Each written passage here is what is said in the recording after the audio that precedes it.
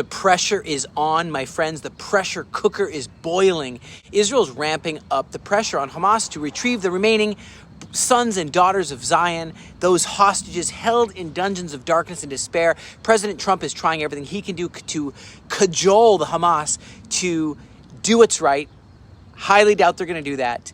And also he's trying to cajole Iran to not go for the nuclear weapon, to change their minds, to change their ways. Highly doubtful they'll do that either. I know that even, Steve Witkoff went so far as to do direct talks with Hamas. It made everybody here a little bit jolted. Like, what is he roping us into? What kind of deal is he making behind our backs? I know that wasn't what he was trying to do. Steve Witkoff, he was sent by Trump, and he wanted to try his hand at saying, will you listen to me, Hamas? Will you listen to me? That's how I believe Witkoff probably was talking. Marco Rubio, he says it was just a one-off thing. It's not going to happen anymore. He's not going to commit Israel to leave Hamas in power or something. And he said it's just an exception because I know Israel was getting all anxious, nervous.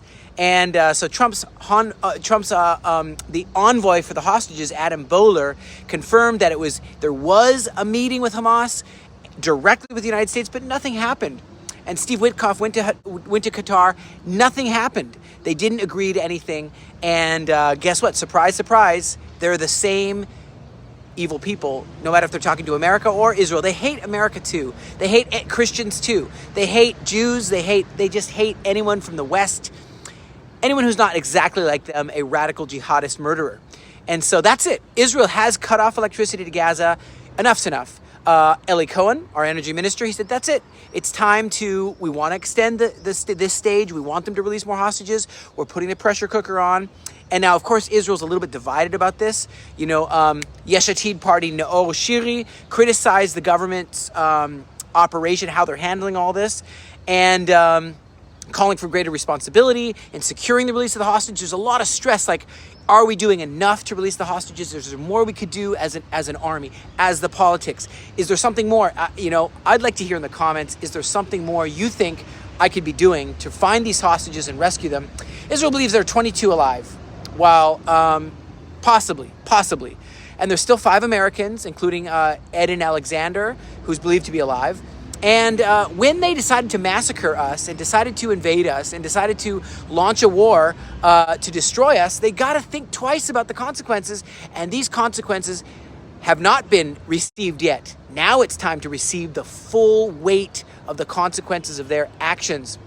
Marco Rubio of the United States went to meet crowned Prince of Saudi Arabia, Mohammed bin Salman, and to discuss, would he be willing to help rebuild Gaza? Would he be willing to supervise? I don't know what all went on behind those closed doors, but he says that Hamas has to disarm. Hamas has to leave. They got to depart. They can't be rebuilding Gaza with them there. That's U.S. and that is Israel's position. These captives, they are sick, they're malnourished, they're being mistreated, beaten up, psychological trauma, and all kinds of stuff.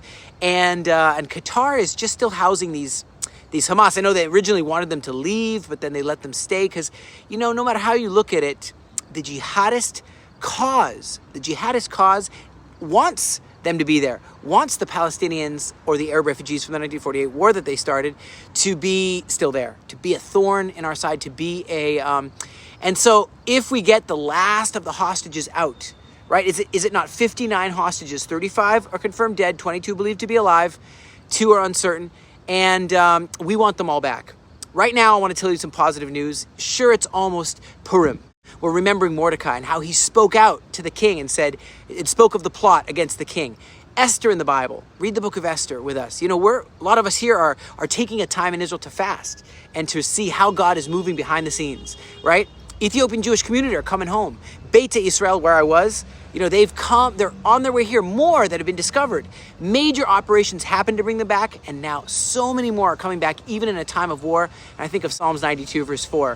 For you, O God, have made us glad through your work. We will triumph in the works of your hands. When the wicked spring up, it is they that will be destroyed forever.